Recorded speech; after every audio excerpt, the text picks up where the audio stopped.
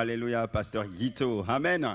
Donc les femmes ont eu l'occasion d'aller là-bas, de faire des rassemblements avec les femmes de Taverny. Puis à un moment donné, nous, on s'est posé la question, souvent en pastoral, mais on s'est dit, mais ça serait bien. Ça serait bien que nous aussi, on puisse se visiter. Alléluia. Et donc la fois où les femmes, vous étiez parties, donc le dimanche, avec Kathleen, nous étions partis aussi sur Taverny pour y apporter la parole. Et ce matin, on est très, très, très heureux aussi, qu'on l'avait planifié dans le programme, d'avoir le pasteur de Taverny, Guito, avec nous. On va lui laisser la place, il pourra se présenter un peu plus. Est-ce qu'on peut l'encourager et acclamer le Seigneur? Viens mon frère, que le Seigneur te bénisse. Alléluia. Voilà. Gloire au Seigneur, alléluia. Désolé, je suis encore avec les vieilles méthodes, le papier. Avec moi, les arbres, ils n'ont pas vraiment la vie facile. Mais je bénis le Seigneur et je suis très heureux d'être là ce matin. Et merci beaucoup vraiment pour l'accueil. Merci pour l'invitation. Voilà, c'est vrai qu'on se connaît depuis un certain temps, mais c'est la première fois que je viens ici à Sartrouville. Il faut aussi rappeler aussi qu'à Taverny, il y a plusieurs églises. Voilà. Donc nous, c'est l'église Nouveau Souffle. Voilà, et je bénis le Seigneur pour ce qu'il fait. Et nous avons été vraiment très bénis de les recevoir lors de ce dimanche. Ils sont venus pour nous apporter vraiment ce que Dieu a mis sur leur cœur. Et je bénis le Seigneur parce qu'il continue d'agir. Permettez-moi, avant d'aller un peu plus loin, de réclamer la grâce de Dieu au travers de la prière, qu'il puisse disposer nos cœurs. Seigneur, je bénis ton nom pour ta fidélité. Merci pour ta bienveillance. Merci encore pour ta présence que nous ressentons dans ce lieu. Et c'est vrai, quand bien même nous ne le ressentons pas, mais tu es présent parce que tu nous as fait cette promesse là où 2 ou 3 sont assemblés. Tu es présent et je sais que tu es dans ce lieu. Je sais que ta présence est dans ce lieu. Je sais que tu inspires encore toutes les paroles, toutes les pensées qui viennent encore de notre bouche. Tu nous permets encore de prendre contact avec toi. Je déclare que ce lieu est visité. Je déclare que ce lieu est sanctifié. Je déclare que ce lieu est le lieu où ta présence est déjà établie et que tu vas toucher un cœur, Seigneur. Tu vas ramener un cœur à toi, Seigneur. Merci encore pour ta présence. Sois élevé, exalté, Père, dans le nom glorieux, dans le nom victorieux de ton Fils Jésus-Christ. Amen. Alléluia. Désolé, j'ai un petit peu de problème de voix depuis quelques temps, mais j'ai prié pour que le Seigneur me libère. Voilà, pour que ma voix soit un peu plus libérée.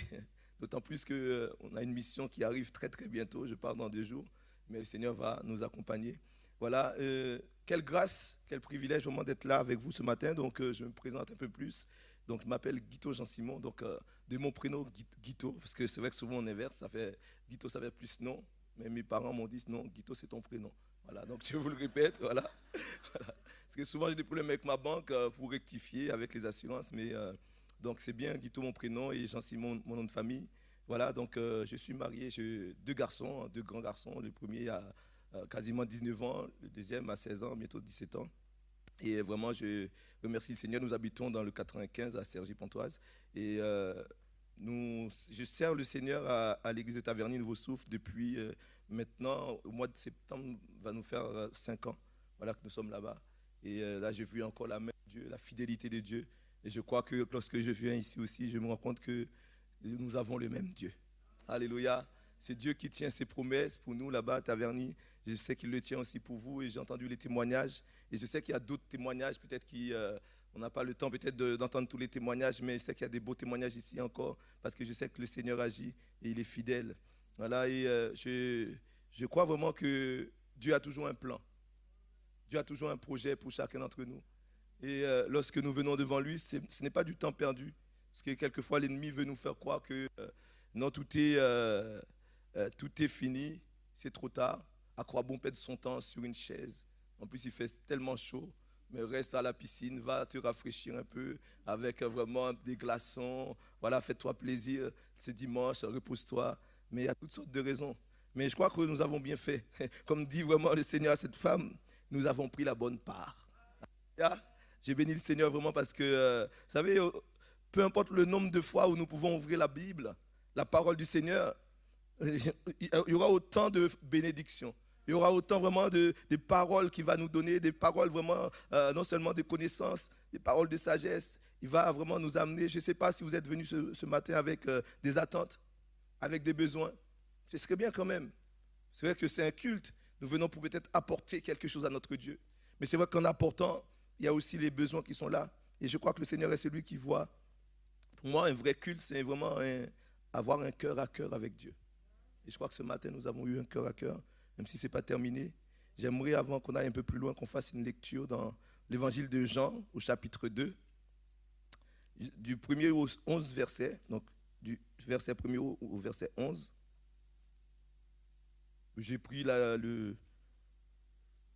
traduction second 21. C'est un petit peu plus moderne, mais moi j'aime beaucoup le 1910.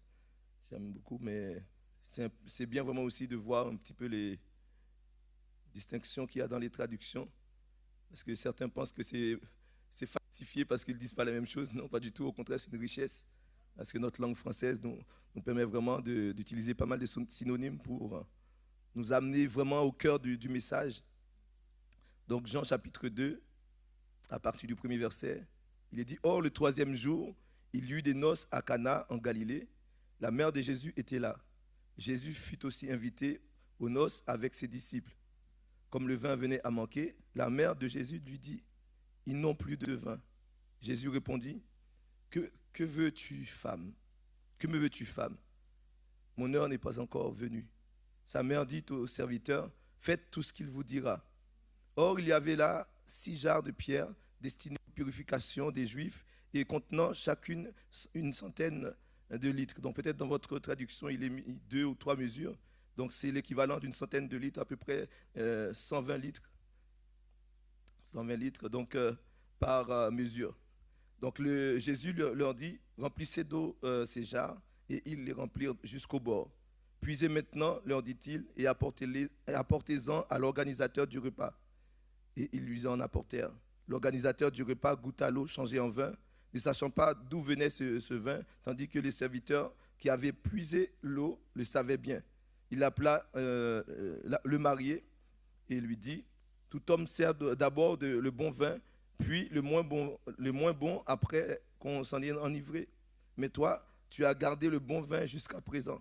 Tel fut à Cana en Galilée le premier des signes miraculeux que fit Jésus. Il manifesta sa gloire et ses disciples crurent en lui. Amen. Alléluia, gloire au Seigneur. Voilà ces passages qui nous parlent vraiment de la genèse du ministère de Jésus, enfin étant sur la terre, après son incarnation. Et c'est au début de ces passages de l'évangile de Jean. Et ce passage est souvent lu à l'occasion des mariages, parce que nous prenons souvent cette illustration pour parler du fait que c'est vrai que Jésus est invité à nos mariages. On a invité Jésus au mariage et on invite aussi, peut-être il y a des jeunes gens qui se préparent peut-être pour les mariages, ou peut-être que je suis en train de prophétiser, je ne sais pas. Voilà, alléluia. Je sais que dans toutes les églises, il y a un vivier vraiment de célibataires qui aspirent au mariage, mais vous savez, c'est le Seigneur qui a créé le mariage. On a juste, voilà, et c'est lui qui pourvoit. Il ne faut pas s'inquiéter. Voilà. Quelquefois, il y a des inquiétudes qui sont liées à la solitude du fait qu'on est encore seul et que le temps avance. Mais le Seigneur le sait aussi. Alléluia. Il est celui qui agit. Et donc, souvent, nous lisons ce passage. Donc, je pense que vous connaissez très bien cette histoire. Et d'ailleurs, pas seulement dans le cadre de l'Église, même le monde connaît ce passage. Et il se trouve que il y a un petit incident à ce mariage. Dans les mariages, il y a toujours un problème, il y a toujours quelque chose qui se passe. Et d'ailleurs, c'est rare que les mariés arrivent à l'heure. Alors, je ne sais pas si c'est la mariée ou le marié qui fait cela, mais en tout cas, nous savons que c'est souvent qu'ils arrivent en retard parce que le temps de se préparer, c'est un moment de stress pour eux. Et là, il y a un petit incident vraiment qui n'est pas lié directement au marié, mais peut-être à l'organisateur ou les organisateurs. Il y a vraiment un incident qui est lié vraiment au fait que le vin venait à manquer. Et c'est cette situation qui va permettre à Jésus de rentrer en scène. J'aime vraiment les événements. Ça veut dire, il y a toujours un petit détail, des choses inattendues qui font éclater la gloire de Dieu. Et j'aime vraiment où, vous savez, dans nos vies, on a tout programmé. Il y a des gens qui aiment tout boucler. Je sais qu'on a la fin de l'année scolaire. On est le dernier dimanche du mois de juin, donc ça veut dire que les vacances arrivent très bientôt, que certainement, la plupart d'entre vous avez déjà préparé les temps de vacances depuis des mois, des années à l'avance pour profiter. Après une année vraiment de dur labeur, un moment où vraiment vous allez beaucoup investir, vous avez besoin aussi de prendre un temps vraiment pour vous reposer, partir au loin, à la plage, quitter un petit peu cette lourdeur dans la région parisienne. Et c'est tout à fait mérité. Mais peut-être même dans votre organisation, moi ça m'est déjà arrivé aussi, ou dans des choses qui n'étaient pas prévues arrivent. Il faut vraiment être prêt à tout en réalité. Il ne faut pas penser que voilà, ça s'est passé comme ça et ça va se passer comme ça. Non, il y a toujours vraiment des choses qui viennent. Et la Bible nous dit que le malheur atteint souvent le juste. Il n'est pas parlé vraiment des... Non, le malheur atteint souvent les justes, mais l'Éternel en délivre toujours. Et donc, il faut toujours prévoir vraiment des changements dans notre plan. Mais ce qui est certain, c'est que Dieu permet au travers de ces incidents, Dieu permet vraiment d'intervenir et nous permet vraiment de voir sa gloire. Et quelquefois, je bénis le Seigneur pour ces petits incidents. Évidemment, je ne veux pas demander au Seigneur, accorde-moi des petits incidents, qu'il m'arrive quelque chose de grave, pour que je puisse... Non, pas du tout. Pas du tout. Je dis, Seigneur, que tout se passe bien. C'est notre prière. C'est un souhait. La prière, c'est un vœu. Seigneur, s'il te plaît, permets vraiment que tout se passe bien, qu'il n'y ait pas... Mais Dieu permet quelquefois des circonstances pour nous amener à encore expérimenter sa gloire. Et vous savez, cette scène est remplie vraiment d'images symboliques, au-delà de l'aspect vraiment technique, parce qu'il y a une dimension spirituelle dans cela. Je pense que vous avez eu l'occasion d'avoir des commentaires dessus. Vraiment, au-delà de cet aspect pratique, où Jésus va répondre à des besoins, puisqu'il va changer l'eau en vin. Il y a ce message qui est en parallèle, vraiment, qui est lié vraiment à ce miracle, en amont du ministère de Jésus. C'est au début du ministère de Jésus, et c'est le premier miracle, selon ce qui est dit dans ce passage que Jésus va faire. Et cela vraiment préfigure tout le ministère de Jésus, au travers vraiment de celui qui va changer l'ordinaire en extraordinaire. C'est lui qui va aussi vraiment, avec l'image symbolique vraiment du vin, lorsque cette femme la mère de Jésus, Marie, va interpeller Jésus, lui disant, ils n'ont plus de vin. Jésus tout de suite va se rapprocher, faire le rapprochement avec sa mort. Parce que vous savez, quand nous avons pris ces éléments de la scène, nous rappelle vraiment de la mort de Jésus. Il va lui dire, non, ce n'est pas pour tout de suite. Je sais que je dois y arriver, mais ce n'est pas pour tout de suite. Et c'est symbolique, nous montre vraiment que, oui, de tout le ministère de Jésus, il vient changer notre ordinaire. Moi, je me dis, et je suis certain de cela, qu'il ne nous appelle pas à vivre une vie ordinaire. Dieu ne nous appelle pas à vivre une vie fade, une vie vraiment où tout est plat, où on s'ennuie. Non, ce n'est pas normal. On ne peut pas s'ennuyer lorsqu'on connaît Jésus. On ne peut pas vraiment faire du linéaire. On est là, voilà, il n'y a rien qui se passe. Parce que vous savez, il y a beaucoup de jeunes qui hésitent avant de s'engager dans le Seigneur, disant, ah oui, mais bon, moi je suis trop jeune pour devenir chrétien. Je suis trop jeune pour m'engager dans la religion, pour venir m'asseoir et chanter des cantiques. Je suis trop jeune vraiment pour pouvoir venir passer du temps à prier. J'ai bien d'autres choses plus intéressantes à faire. Et là, quand j'écoute des témoignages des personnes qui peut-être se sont converties dans le tard, ce que j'entends, c'est que si j'avais su, ben, j'aurais aimé le connaître plus tôt. J'aurais aimé lui donner ma vie plus tôt. Moi, je bénis le Seigneur parce qu'il m'a permis, dans mon jeune âge, de le rencontrer. J'ai grandi dans une famille, on va dire, chrétienne. Et mes parents, depuis petit, nous emmenaient à l'église. Je pense que c'était traditionnel. Et évidemment, quand on est enfant, on n'aime pas trop. Parce qu'à l'époque, chez nous, en fait, quand on vient à l'église, on ne vient pas à l'église comme tout le monde, en basket jean. On venait à l'église, vraiment, c'était bien sapé. Comme dirait l'autre, sapé comme jamais. On avait les chaussures qui brillaient, il fallait que ça brille. On avait des chemises, quand on est enfant, on n'aime pas trop. Et mes parents, ils insistaient à chaque fois. Et on était là, ça nous dérangeait, on était vraiment dans l'inconfort. Et du coup, quand je venais à l'église, quand j'étais petit, voilà, j'étais au fond et je grognais un petit peu. Mais comme j'avais pris l'habitude, voilà, donc du coup, je venais. Et vous savez, quand on habitue nos enfants, ils prennent l'habitude. C'est important pour les parents, ou bien pour les futurs parents, de prendre cette habitude, de ne pas laisser vos enfants devant les écrans à la maison le dimanche matin. Quelquefois, même mes parents, parce qu'ils savaient que les dimanches étaient importants, on n'avait pas le droit vraiment de s'inscrire à des sports où on avait les entraînements les dimanches matins. Voyez jusqu'où ça va. Parce qu'ils disaient que c'est plus important que tu ailles à l'église le dimanche matin que d'aller faire un sport, que d'aller pratiquer des loisirs. Mais ça, je trouve ça bien parce que souvent, ça pour nous, c'est important, mais pour nos enfants, on les laisse Ah ben non, ils ont d'autres choses, ils vont venir.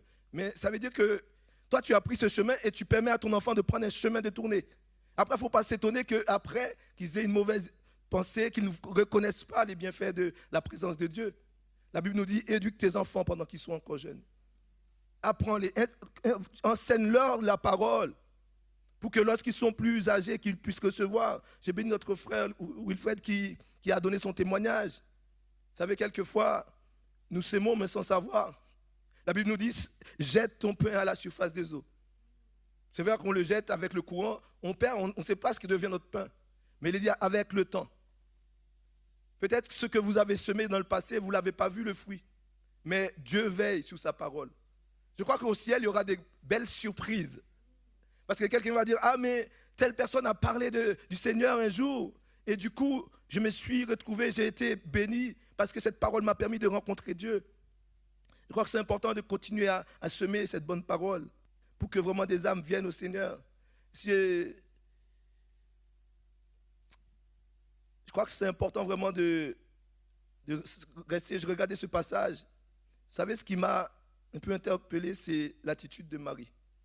Pour une fois, on parle de Marie. Marie, vraiment, la mère de Jésus. Et c'est son intervention.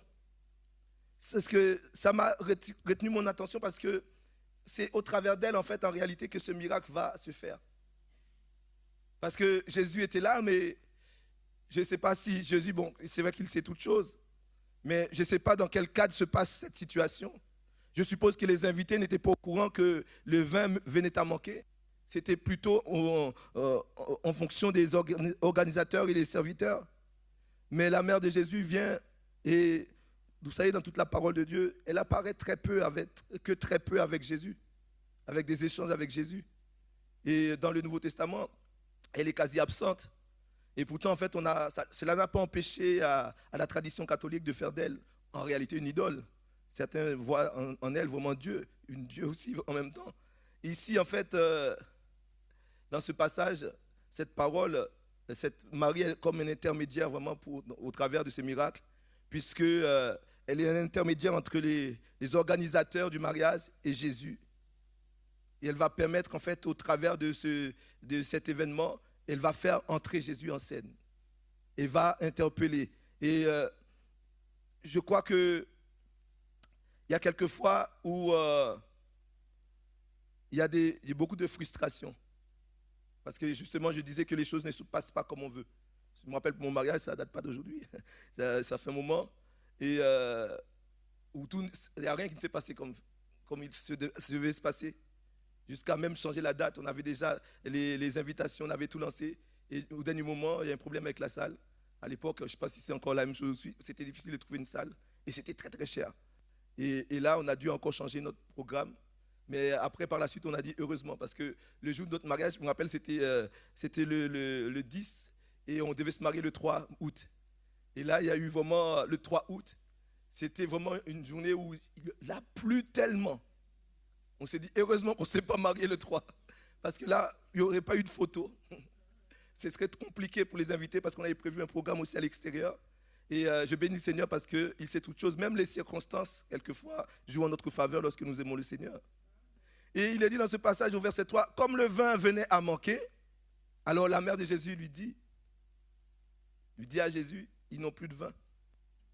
J'aime vraiment cette parole vraiment de Marie. Le vin venait à manquer, mais pourquoi est-ce que tu vas voir Jésus pour lui dire qu'il n'y a plus de vin? Est-ce que lui, il a un stock de vin? Comment est-ce qu'il va faire pour trouver? Si les spécialistes eux-mêmes qui sont là n'ont pas de vin, mais comment est-ce que tu veux que Jésus intervienne? Vous savez, ici, il est dit que ce fut ici le premier miracle de Jésus, mais quelquefois, en fait, je me pose la question, est-ce que dans le cadre privé, est-ce que Marie n'a pas expérimenté aussi la grandeur de Dieu au travers de Jésus? Est-ce qu'elle n'a pas eu l'occasion de faire d'autres miracles dans le privé? Parce que pour qu'elle puisse penser que Jésus puisse intervenir à ce moment-là, c'est parce que certainement elle a vu Jésus à l'œuvre. Elle savait que ce n'était pas un enfant comme les autres, que ce n'était pas un homme comme les autres, parce qu'elle avait reçu toutes ces paroles. Et c'est vrai que pendant cette période, il n'est pas beaucoup parlé de Joseph. On suppose qu'il était déjà décédé. Mais cette femme a vu, savait que Jésus n'était pas un homme parmi les autres. Parce qu'elle a vu comment il est venu. Et elle va leur dire, À Jésus, va s'adresser d'abord à Jésus. Ils n'ont plus de vin. Vous savez, Dieu veut nous placer aussi, nous qui nous le connaissons. Dieu veut nous placer comme des intermédiaires. Dieu veut nous placer comme des maris, au travers des personnes qui sont autour de nous. Parce qu'autour de nous, quelquefois, ça peut être le désert. Autour de nous, il y a souvent des personnes qui sont en souffrance. Des personnes qui sont là et nous sommes là pour recevoir leur situation, qui nous donne vraiment, quelquefois, la souffrance pousse les gens à parler. Parce qu'ils n'ont pas d'autres moyens. Et peut-être parce qu'ils voient en toi, parce qu'ils voient en nous quelqu'un qui peut-être est calme, quelqu'un qui écoute, quelqu'un qui est disposé. Parce qu'aujourd'hui, c'est difficile d'avoir quelqu'un de disposé. Tout le monde court, tout le monde est pressé. On n'a pas envie d'entendre, lorsqu'on dit est-ce que ça va, on s'attend à ce qu'on l'autre dit ça va. Si ça ne va pas, il n'y a plus personne, on fuit. On veut vraiment, on n'a pas le temps d'échanger, on n'a pas le temps de partager. Vous savez, la parole, le fait d'écouter, c'est déjà la première des thérapies. Le fait d'écouter l'autre, de s'écouter dans le couple, de s'écouter vraiment parents, enfants, prendre le temps.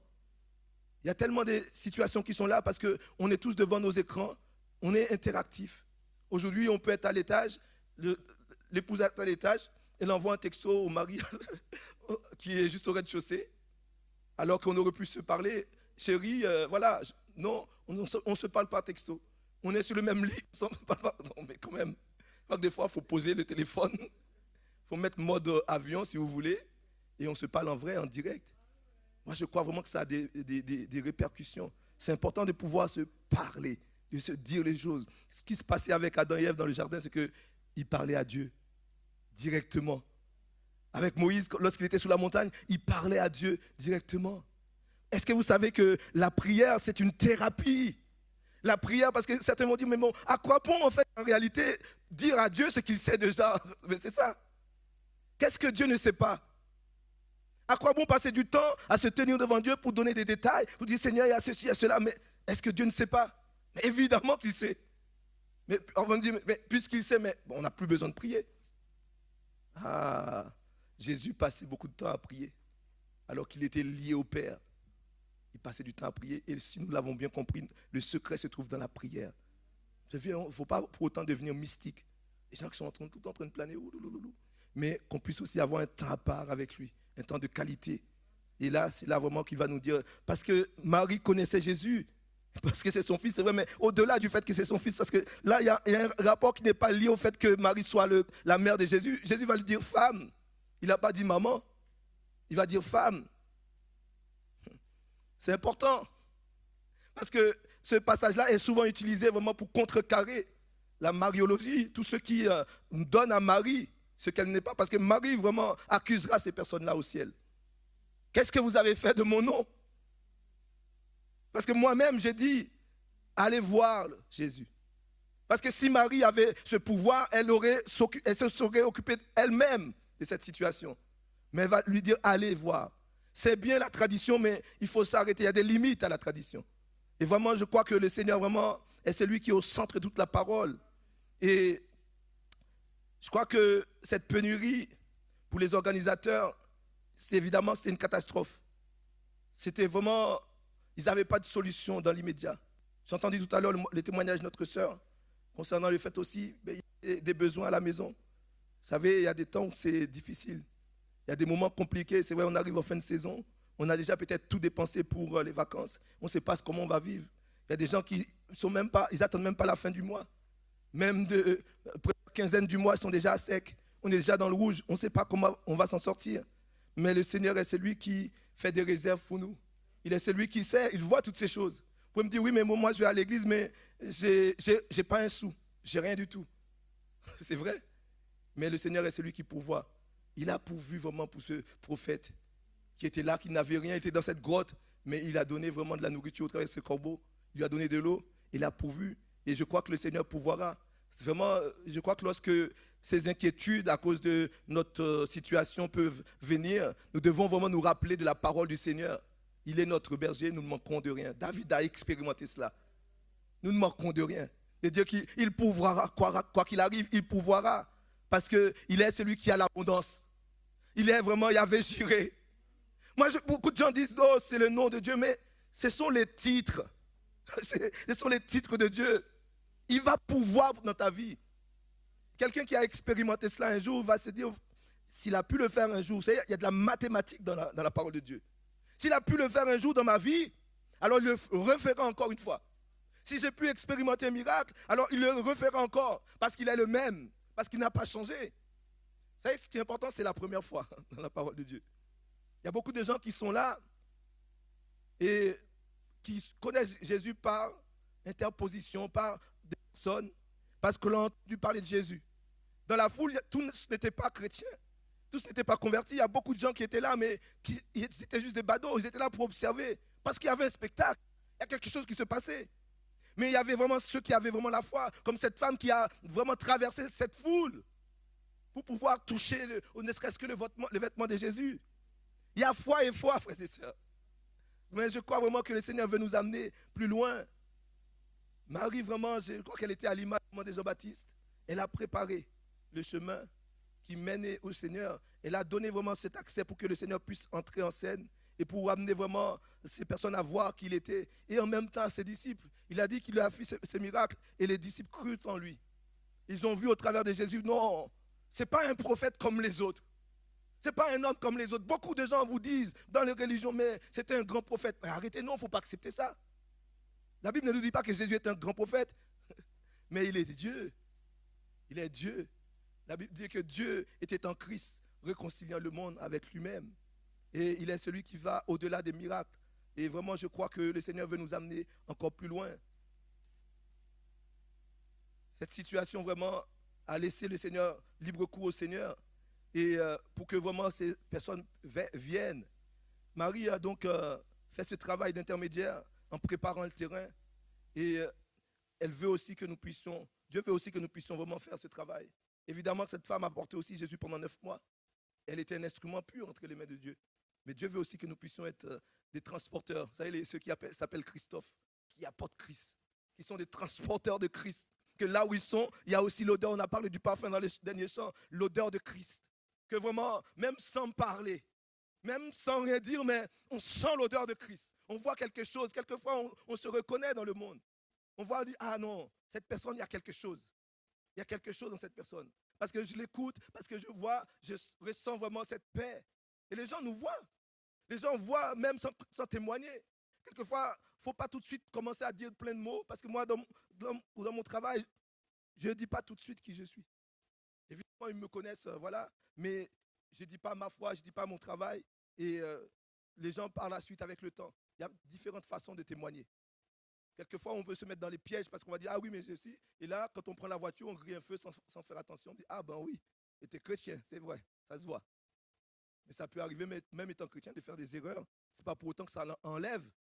Nous sommes encore dans un corps charnel, nous sommes encore limités. Et quelquefois, même les chrétiens aussi pointent du doigt.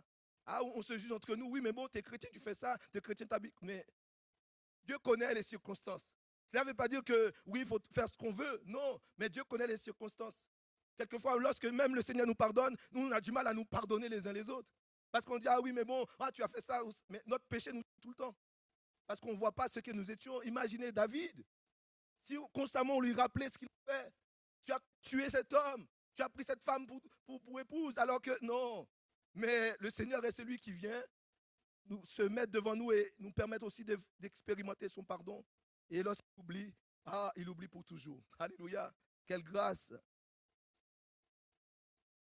Je crois que Dieu cherche encore des maris dans les situations bloquées. Dieu cherche des maris vraiment dans les situations de rupture où il y a vraiment des vins qui viennent à manquer. Et Dieu cherche encore des hommes et des femmes qui sont là pour aussi montrer le chemin. Jésus a dit, on n'allume pas une lampe pour le mettre sous les boisseaux, mais on met sous le piédestal. Dieu veut que ce monde voit ce qu'il a fait de toi. Dieu veut que ce monde connaisse ce qu'il est pour toi. C'est parce que c'est de cette manière qu'ils vont être touchés. Et le Seigneur veut nous amener vraiment à témoigner. Et cette parole de Paul dans Romains 10, versets 13 à 14, nous rappelle que nous devons être témoins. Il dit en effet, toute personne qui fera appel au nom du Seigneur sera sauvée. Mais comment donc feront-ils appel à celui en qui ils n'ont pas cru? Et comment croiront-ils en celui dont ils n'ont pas entendu parler? Et comment entendront-ils parler de lui si personne ne l'annonce? Si tu caches ta foi parmi les personnes autour de toi, comment est-ce que les gens vont savoir que Dieu sauve? Ils vont dire, ah ben, celui-là, il est bien privilégié. Ah ben, t'es né sous une belle étoile. Ah oui. Mais là, tu peux en profiter. Cette belle étoile s'appelle Jésus. Parce que si tu ne dis rien, ça veut dire que ah oui, mais c'est la chance. Souvent on dit, oh mais je touche du bois, rien de mal m'arrive. Non, le bois ne peut rien pour nous. Parce que souvent on dit, ah oui, mais non, non. Mais non, c'est Jésus-Christ qui m'a sauvé. C'est lui qui m'a racheté. Ah bon, t'es religieux. Oui, voilà, c'est une occasion. Il ne faut pas avoir peur de témoigner, frères et sœurs. Parce que si nous nous taisons, c'est difficile. Et moi, je bénis le Seigneur pour ceux qui invitent encore dans les réunions. Il ne faut pas dire, oui, mais bon, moi, je vais essayer pour moi, c'est mon truc. Parce que, vous savez, en France, on a peur de parler de sa foi. Chacun doit rester dans, voilà, la foi, c'est, on m'a même dit cela, hein, parce que souvent, je vais dans les sorties d'évangélisation, mais la foi, c'est à l'intérieur, c'est à la maison. Mais où c'est écrit ça? Je suis dans un pays libre. J'ai le droit de partager ma foi. Nous avons des textes de loi. Et souvent, nous voulons nous faire taire. Mais par contre, toutes les sottises, personne ne va les toucher. Les gens qui restent en train de dealer dans les coins, qui va les voir pour leur dire, il ne faut pas faire ça? Mais toi, quand tu sors avec une Bible, on veut t'arrêter. On veut te faire taire. On voit que ça ne va pas. On voit qu'il y a un problème en réalité. Est-ce que nous allons vraiment rester dans le silence? Ou est-ce que nous allons nous lever pour partager vraiment, pour dire, voilà, non, il y a quelqu'un qui est capable. Dans la situation dans laquelle tu passes, il y a quelqu'un qui connaît ta situation. Parce que souvent, on nous parle, mais nous sommes limités. Marie s'est rendue compte que, ah, mais moi, je n'ai pas de solution à cela. Mais parce qu'elle connaît Jésus, elle dit, ah, je vais vous présenter quelqu'un. Et souvent, quand on cherche, quand on pose des questions, on va dans les magasins, on cherche quelque chose. Moi, je ne sais pas, mais par contre, je connais quelqu'un qui peut vous aider. Il y a des gens qui vous disent, je ne sais pas, débrouillez-vous. Mais là, moi, je ne sais pas, mais moi, je connais quelqu'un. C'est important, ça. Parce que ça veut dire que, malgré le fait que tu ne saches pas, mais tu me donnes une possibilité. Tu m'envoies vers une autre piste. Et c'est au travers de cette piste que je peux rencontrer. Le Seigneur nous a placés comme des maris, frères et sœurs, pour que nous puissions vraiment relayer le message, que nous puissions partager notre foi et ramener en fait les âmes à Jésus. Ce qu'elle va dire, c'est le titre de mon message. Faites tout ce qu'il vous dira. Elle va parler aux organisateurs, elle va parler aux serviteurs, tout ce qu'il vous dira. Et je trouve vraiment cette recommandation de Marie aux organisateurs, aux serviteurs, vraiment très pertinente.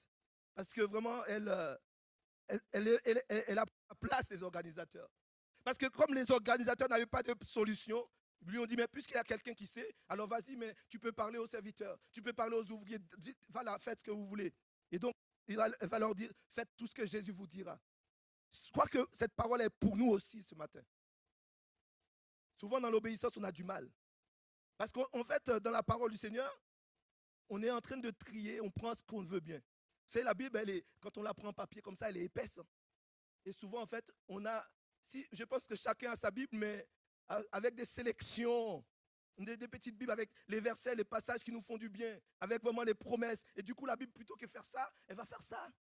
Parce que tout le reste, tout ce qui est contraignant, tout ce qui nous engage, on les laisse de côté, mais on va prendre des bénédictions. C'est pour ça qu'on arrive à des évangiles vraiment de prospérité. Tu seras toujours à la tête, pas la queue. Tout va te réussir. Voilà, tu vas te coucher, tu vas te réveiller en paix. Et un jour, tu vas te lever, tu seras en enfer. Pourquoi? Parce que tu as mis de côté tout ce qui était essentiel. Parce qu'il y a le si de la parole de Dieu. Il a dit vraiment, si mon peuple. Il va dire vraiment, je mets devant toi deux chemins. Et il va te dire de choisir la vie. Mais Dieu ne nous cache jamais. Dieu nous révèle les choses pour que nous puissions faire le bon choix. Et la parole de Dieu, c'est un livre vraiment d'exhortation, de conseils que Dieu a laissé, que le Père a laissé à ses enfants pour que nous puissions les rencontrer. Faites tout ce qu'il vous dira. Je crois que Dieu veut nous amener à vraiment lui faire confiance. Vous savez, je l'ai dit tout à l'heure, mais je le crois aussi que bien souvent, nous prenons ce que nous voulons et nous dénaturons la parole du Seigneur. Aujourd'hui, même beaucoup de chrétiens maintenant, certains vont vous dire, mais moi maintenant, je ne suis plus l'église, je ne vais plus dans une église, parce qu'il y a tellement de gens mauvais. Parce que toi, tu es un ange, c'est vrai. Hein? Il y a tellement de gens vraiment, ou tellement de mauvaises choses qui disent. Il y a tellement de situations, oh, je ne vais plus dans les églises. Il y a des murmures, les gens sont hypocrites, les gens sont, voilà, tu les vois comme ça et tout, sont en blanc, mais en fait, ce sont des démons. C'est facile de dire ça. Du coup, je ne vais plus à l'église, je reste chez moi et je regarde sur en direct les cultes. Je regarde sur les sites, voilà, on a toutes les sortes de sites. Moi, je suis en pyjama, je suis en caleçon, je suis en truc, voilà. Je regarde et je fais toutes sortes de choses à la fois. C'est ça, c'est la facilité, ça. c'est la facilité. Moi, je crois vraiment que dans l'église, même si on a vécu des temps de Covid, des temps vraiment où on ne pouvait pas sortir, moi, je crois que l'église se vit vraiment en réel. D'ailleurs, c'est un peu votre nom aussi, quoi. Pour les femmes, c'est ça. L'église se vit vraiment en présentiel. Parce qu'ils étaient tous ensemble dans le même lieu. Dans le même lieu. Je crois que c'est important d'être unis. Parce que la communion fraternelle, on ne peut pas la vivre à distance. On peut garder contact à distance, c'est vrai, mais on a besoin d'être ensemble. On a besoin vraiment d'être unis. D'ailleurs, le slogan de notre église, c'est l'église ensemble. Ensemble. Parce qu'ensemble, on est plus fort. Ensemble, on va plus loin. Mais ensemble, c'est là aussi que c'est difficile. Parce que lorsqu'on est ensemble, c'est là que les caractères viennent. Vous savez, quand on vient, on est de passage. Ouh, c'est une belle église. Hein? Allez. Mais quand on reste, peut-être qu'on peut rester sans servir. Parce qu'il y a beaucoup de gens maintenant, j'ai remarqué. En tout cas, à Taverny, c'est comme ça. Il y a très peu de personnes qui servent. Ils sont là, ils gravitent. C'est bien, hein, voilà. C'est propre, c'est beau. Voilà. Il y a une petite tâche encore. Voilà. Mais ils font rien. Ils sont là depuis 40, 50 ans. Ils font rien. Mais oui, par contre, eux sont les premiers à critiquer. Parce que quand tu commences à servir, c'est là que tu vas voir aussi ce qui ne va pas. C'est là que tu vas voir aussi les failles. Ah oui, mais le frère, il a du mal à pardonner. Oui, mais en fait, on se rend compte, oui, mais ça, c'est la réalité. Et c'est sur ça qu'on doit travailler. Souvent, des personnes, je pense que pour mon frère, c'est pareil aussi. Les gens viennent nous voir pour dire, voilà, pasteur, je quitte l'église. Voilà, combien de fois les gens viennent nous voir? Oui, parce que je ne me sens plus à ma place. Parce que oui, voilà, ben, vous savez, avec les vacances, c'est le moment. Hein. Il y a beaucoup qu'on ne va pas voir. Il faut faire une photosynthèse vraiment d'avant. Et après, on reprend la photo pour voir en septembre qui on va retrouver. C'est un peu, je ne sais pas si c'est Koh Lanta, mais je ne sais pas combien de survivants il y aura. Mais c'est grave, mais c'est grave. Les gens vraiment fuient. Ce n'est pas pour aller dans le meilleur. Mais je dis parce que, oui, mais je dis, en plus, ils disent, le Seigneur m'a dit. J'ai quelqu'un qui disait, mais c'est bizarre parce que le Seigneur ne lui a rien dit pour venir à l'église, mais par contre, le Seigneur lui parle pour partir. Ça, c'est pernicieux. Ça, c'est dangereux. Parce que le Seigneur veut notre bien-être, évidemment. Moi, je vous l'ai dit, mais vas-y, quand tu trouveras ton église parfaite, envoie-moi un texto. Parce que ça n'existe pas. Peut-être que là où tu vas, ça sera 10 fois pire. Parce qu'on ne sait pas. Et du coup, on a des chrétiens qui sont tout le temps en déplacement. C'est l'exode. Mais c'est vrai. Ils sont là, ils n'arrivent jamais. Parce que dans l'exode, il y en a qui sont restés 40 ans, ils sont morts dans le désert. Et leur Canaan, ça sera une affiche. Mais moi, je prie vraiment que nous puissions être de ceux qui restent. La Bible dit à celui qui vaincra, je ferai de lui une colonne dans ma maison. Il n'en sortira pas. Est-ce que tu es cette colonne, mon frère? Est-ce que tu es cette colonne, ma soeur? Je ne partirai pas parce que, oui, ça ne va pas. Je ne partirai pas parce qu'il y a telle ou telle situation, quand bien même c'est aussi un des responsables qui a des problèmes. Mais est-ce que je me base sur ces responsables? Tu ne dois pas fonder ta foi sur le responsable, même sur le pasteur. Parce que ce sont des hommes. On est limité. Quand bien même ils tomberaient, mais moi, je dois continuer. Je dois persévérer. Je sais que Dieu nous a montré ce Canaan, nous a montré ce pays promis parce qu'on doit y arriver. Moi, c'est la promesse que j'ai faite au Seigneur. Seigneur, quand j'ai pris mon baptême à l'âge de 13-14 ans. Parce que le Seigneur m'a tout de suite touché. Et je bénis le Seigneur de l'avoir fait tôt. Parce que vous savez, quand on prend, on ne sait pas. Je ne sais pas ce qu'aurait été ma vie si je ne m'étais pas engagé avec lui. Mais je sais qu'il a conduit mes pas. Je suis passé, oui, par des moments très difficiles. Je suis passé par le deuil, plusieurs deuils. Mais je sais que pendant ces moments-là, c'est là que je me rends compte de la réalité de Jésus. Parce que lorsque j'ai perdu ma mère, je peux dire que c'était la pire des choses. Si vous avez votre mère aujourd'hui, vraiment, profitez. Profitez. Parce que quand on perd, c'est pas de mots. C'est quelque chose qui ne finit jamais. En fait, on a une souffrance qui est constamment. C'est vrai le Seigneur nous permet vraiment de faire le deuil, mais on sent qu'il manque quelque chose. Parce que moi, j'aurais aimé que ma mère me voie pour mon mariage, qu'elle voie mes enfants, mais ce sont des regrets après. Mais le Seigneur est celui qui console, et je sais qu'il a été là, et c'est lui qui a colmaté, c'est lui qui a refermé les plaies. Parce que vous savez, dans le deuil, il y a certaines personnes qui ne s'en sortent pas. Souvent, il y a un double deuil, parce que les gens ont du mal à vivre sans ces personnes aimées. Mais c'est dans ces moments-là où la Bible nous dit qu'il change le deuil en allégresse. Il est celui qui nous transforme, il est celui qui nous encourage. Moi, je crois vraiment, lorsqu'on fait confiance au Seigneur, on a tout à gagner en réalité. On a tout à gagner parce qu'il est fidèle. C'est le conseil que Dieu a donné à Josué alors qu'il allait prendre la suite de Moïse, le grand Moïse. C'est ce passage que vous connaissez dans Josué 1, verset 8. Il leur dit que ce livre de la loi ne s'éloigne point de ta bouche. Médite-le jour et nuit pour agir fidèlement, pour agir avec fidélité, conformément à tout ce qui est écrit. Car c'est alors que tu auras du succès dans les entreprises, c'est alors que tu réussiras. Mais moi, j'aime vraiment les détails de la parole du Seigneur. Vraiment, Dieu va parler à Josué parce qu'il savait que c'était une tâche difficile. Et puis, on est arrivé à un moment où il y a des moments de changement de saison. Dans les changements de saison, il y a une période difficile, c'est la transition. Le passage vraiment de relais, ce n'est pas toujours évident. Parce qu'il y a celui vraiment qui a quitté, et évidemment, lui, il a l'expérience, il a le vécu, mais celui qui arrive, ce n'est pas toujours évident parce qu'il ne sait pas ce qu'il attend. Et Josué savait que cette tâche était difficile. Il a vu les souffrances de Moïse. Et d'ailleurs, Dieu va dire que concernant Moïse, c'était l'homme le plus patient que la terre ait porté. Et là, il avait besoin d'être encouragé. On a besoin d'encouragement, frères et sœurs. Et vraiment, l'endroit où je trouve l'encouragement, le plus d'encouragement, c'est dans l'église.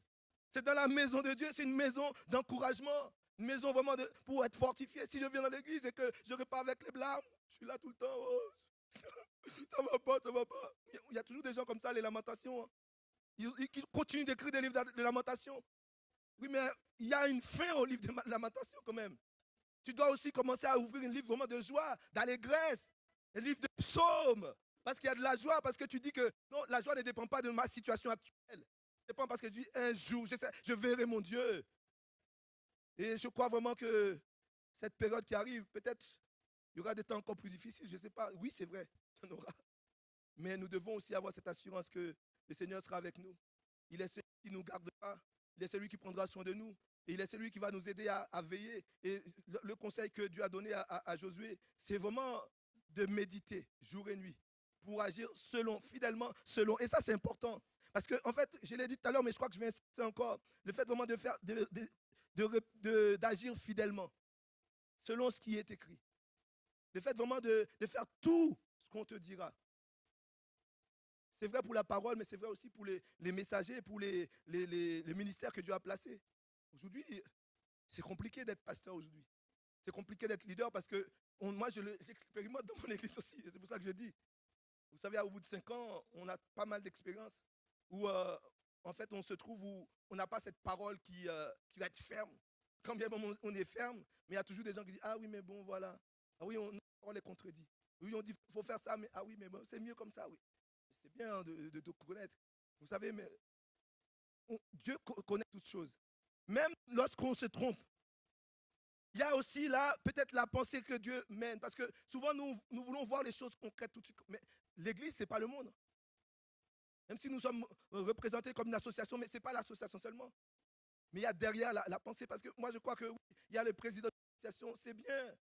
Il y a tout ce qu'on peut faire avec les CA, c'est bien. Mais n'oubliez pas qu'il se lève. Jésus a dit, je bâtirai mon Église. Et il y a le modèle que Dieu veut. Et Dieu a placé aussi des hommes. Nous ne sommes pas mandatés par la préfecture, même si nous rendons des comptes, mais nous sommes mandatés, les serviteurs, par Dieu lui-même. Oui, on peut en douter, on peut dire oui, mais voilà, ils se prennent pour. Oui, peut-être. Mais cependant, le Seigneur a choisi des hommes avec leurs limites. Et je crois vraiment que quelquefois, si on veut avancer, et je ne sais pas, je sais qu'ils ont une vision pour cette église, mais il faut aussi que le peuple aussi puisse faire confiance. Ça, c'est ce qui manque souvent. On est là, mais on suit à reculons. On est là, on ne s'engage pas à 100%, mais voilà, on va voir. Et je sais qu'à la rentrée, ça va être encore pareil. Beaucoup vont manquer à l'appel et on va encore essayer de trouver, de reconstituer les équipes. Mais c'est important vraiment d'être à l'écoute parce que c'est le modèle que Dieu a choisi. Vraiment de pouvoir porter une vision et que le peuple puisse suivre.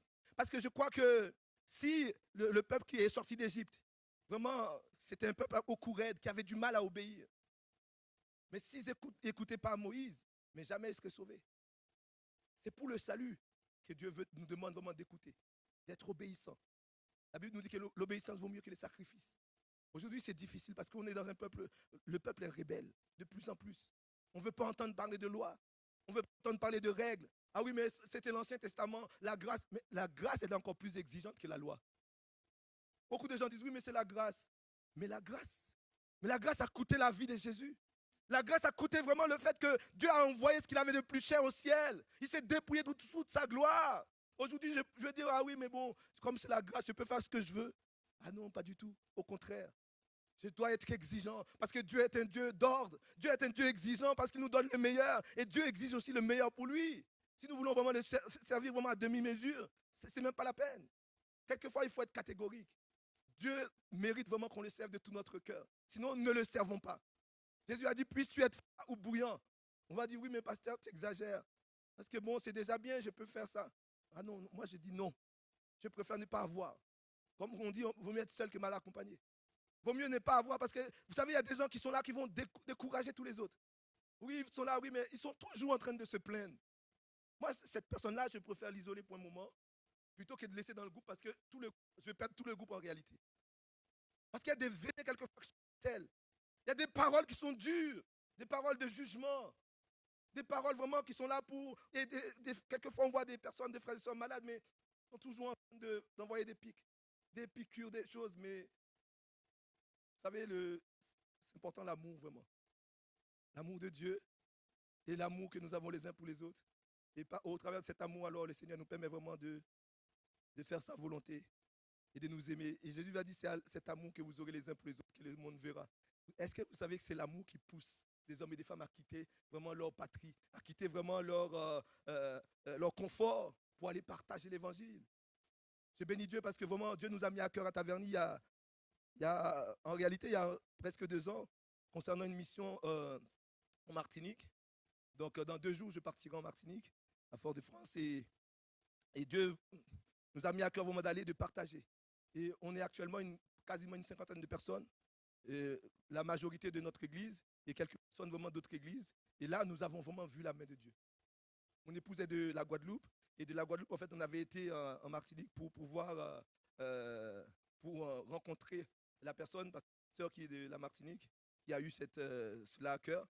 Et j'ai été pour rencontrer, effectivement, que nous a révélé qu'il veut faire une œuvre. Et Dieu a confirmé. Je n'aurai pas le temps de vous donner tous les détails, mais ce n'est pas une parole comme ça, mais par des signes. Encore aujourd'hui, les gens pensent que mais tout ça, c'était avant. Les miracles, c'était pendant les temps des apôtres. Non, j'ai vu que des miracles, des choses vraiment où on voit des choses concrètes. On est cherché une salle pour rencontrer vraiment, pour pouvoir réunir tout le monde. Et les salles là-bas, c'est très, très cher. Une demi-journée, c'était plus de 7 000 euros. Vous vous rendez compte? Une demi-journée. Et là, on a une mission de 8 au 12 juillet, donc 5 jours de mission. Et là, on n'aurait pas les moyens pour pouvoir payer cette salle. Et Dieu a conduit cette sœur, lui a donné les paroles. J'aime vraiment, c'est extraordinaire. Il va lui dire, va dans telle ville, une ville où elle n'a jamais été. Donc, elle met son GPS, elle va dans la ville. Et en plus, une fois qu'elle arrive là-bas, elle ne sait pas. L'esprit lui dit, voilà, monte tout droit, va à gauche, à droite. Peut-être que vous pensez que ce n'est pas possible, c'est faux, mais c'est ce qui s'est passé. Il lui a dirigé jusqu'à tomber sur un homme. Et de cet homme, on a trouvé quelqu'un qui nous a donné la salle et qui nous a donné aussi les logements. Et pour vous dire vraiment au niveau des prix, voilà, on a une salle qui peut contenir plus de 2000 personnes.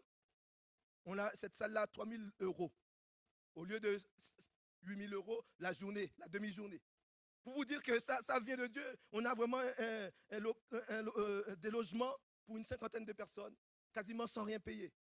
Cela confirme la vision pour dire, voilà, tout cela nous dit, voilà, non, c'est parce que c'est sa volonté. Quand Dieu donne des visions, il donne des provisions aussi. Il amène vraiment les cœurs même des plus grands pour que nous puissions vraiment aller dans la vision. Moi, je crois qu'encore cet été, Dieu va nous parler. Il ne faut pas dire pendant les temps de vacances, prenez les temps de vacances, reposez-vous, mais ne vous reposez pas.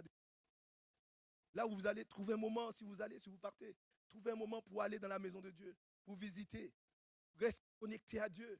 Sinon, lorsque vous allez revenir, vous allez être déphasé, il n'y aura plus rien. Il ne faut pas se séparer du Seigneur. Prenez du temps de l'église peut-être, mais ne vous séparez pas. Continuez à vraiment entretenir votre foi, à prendre le temps devant la parole du Seigneur, à vous tenir à l'écoute. Et c'est là aussi que Dieu a des révélations. Dieu veut nous amener plus loin, même dans les projets pour cette rentrée. Et moi, je crois que Dieu veut encore nous parler. Je vais m'arrêter là. Et Dieu veut nous amener vraiment à expérimenter. Parce qu'il ne faut pas oublier qu'il est le même. Jésus va le dire, je suis le même hier, aujourd'hui, éternellement. Cette parole, ce n'est pas pour les anges. Cette parole, ce n'est pas pour lui, parce qu'il sait déjà. Mais cette parole, c'est pour vous et moi. Pour dire ce que vous avez lu dans le passé, ce que vous avez vu de la parole du Seigneur, c'est encore réel aujourd'hui. Il veut le faire parce qu'il manque juste cet élément de foi pour saisir. Moi, je veux vivre vraiment comme ces temps-là. Vous savez, ça va être difficile aujourd'hui de vivre par la foi. Mais nous devons vraiment résister. Enfin, c'est par la foi que nous allons entrer dans ces choses-là. Quand nous allons refuser tout ce que les gens vont dire, avec toute leur incrédulité, mais de dire, Seigneur, moi je crois. Mettez Dieu à l'épreuve, vous allez voir. dans les petites comme des grandes choses. Et vous allez voir s'il n'intervient pas. Moi, je crois vraiment qu'il est capable. Est-ce qu'on peut se lever? C'est encore ce matin. J'aimerais vraiment qu'on puisse prier, qu'on puisse lui dire, Seigneur, vraiment, nous voulons faire tout ce que tu veux. Nous voulons vraiment être là où tu nous veux. Et nous voulons vraiment faire taire vraiment tout ce qui peut-être a pris ta place en nous. Tout ce qui nous éloigne de toi. Et nous ne voulons pas être des religieux parmi les religieux parce qu'il y en a tellement assez. Mais nous voulons vraiment être à l'écoute de ta voix. Peut-être pendant cette période, je veux prendre un temps avec toi. Peut-être quelqu'un a un appel depuis longtemps, mais n'a pas pu entrer dans cet appel parce qu'il n'arrête pas de douter, parce qu'il voit, il voit ce qu'il est.